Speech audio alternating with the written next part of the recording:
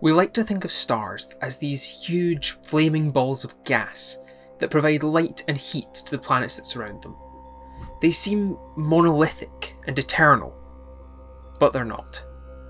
Stars take many forms over their lifetimes, from incoherent clouds of gas through burning bright like the sun to a variety of end states, with violent eruptions, explosions and gigantic collapses defining their lifetime. Welcome to the first of a multi-part series on stellar evolution. My name's Thomas, you're watching Inversion Science, and this is how a star is born. Today, we see our sun as a bright ball of gas, providing light and heat to our little sphere of relative paradise in the vastness of space. But it wasn't always as dense as it is today, or as bright, or as old. It wasn't created at the Big Bang, and it won't live forever.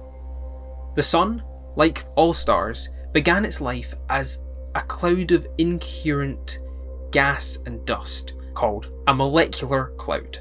These clouds are mostly made up of neutral hydrogen, and they are vast. These clouds are the densest parts of the interstellar medium, which is everything that lies between the stars. But as you'll see in a moment, they're not actually that dense at all. As I said, molecular clouds are vast. Their masses can be up to 1,000,000 times the mass of the sun, and they can be 150 light years wide.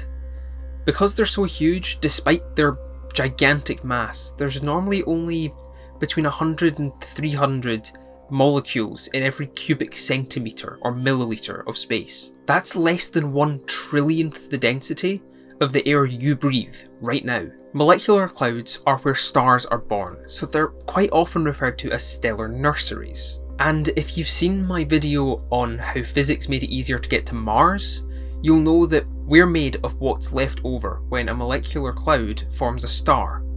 We're made of the same stuff the stars are. Frequently accompanying these molecular clouds of neutral hydrogen, known in astronomy as H1, are what we call H2 regions.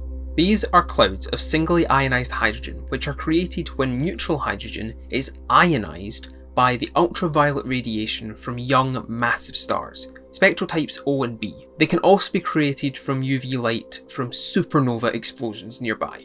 These H2 regions only last a few million years, but in that time they do some really important work. The same ultraviolet radiation that creates the H2 region carves out a cavity in the molecular cloud, and since there's nothing to stop it, the H2 region expands into this cavity at supersonic speeds. When this supersonic gas encounters the subsonic gas in the molecular cloud, it creates a shockwave through the molecular cloud. This shockwave causes pockets of higher density to form in the cloud, kickstarting an intense period of star formation. The shockwave does this by compressing the molecular cloud's gas to be dense enough so that the cloud begins to collapse in on itself. To cause these pockets of gas to collapse and form stars, they have to exceed what is called the Jeans criterion.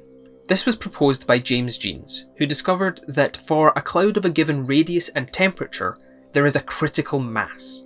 This mass is the point where the total gravitational potential energy exceeds the internal gas kinetic energy. This mass is known as the Jeans mass, and it is given by this equation, the terms for which are also on your screen. When pockets of gas exceed their Jeans mass, they begin to collapse down, but due to the law of conservation of energy, the energy has nowhere to go.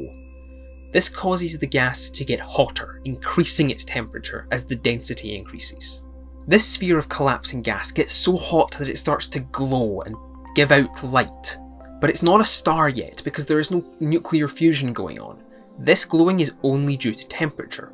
At this point we have what is called a protostar. Protostars are the stage directly before a star begins fusing hydrogen into helium.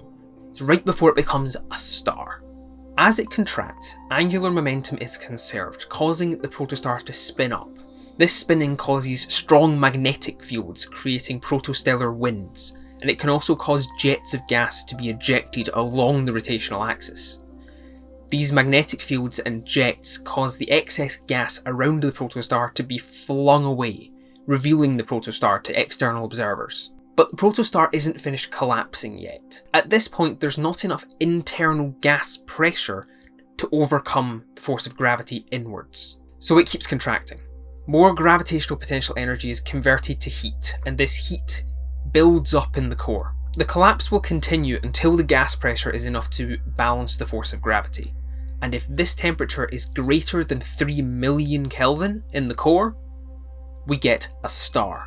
If there isn't enough mass to reach this temperature, then we're left with something known as a brown dwarf, which is partway between Jupiter, which is a gas giant, and the Sun, a star. But if it does have enough mass to reach 3 million Kelvin, then hydrogen fusion starts. At this point, the star is now on the main sequence, where it will spend most of its lifetime. This point is known as the Zero Age main sequence. We now have a star. So that's how a star forms, but that's only the beginning of its life. In the next video, we'll talk about the longest stage of a star's life, the main sequence, where planets, and in the case of at least one star, life forms around them. So make sure you subscribe and hit that bell icon so you don't miss that video. If you have any comments, questions, criticisms, or video suggestions, then please leave them in the comments section below and I'll get back to you. In the meantime though, I've been Thomas, you've been watching Immersion Science, and I'll see you in the next video.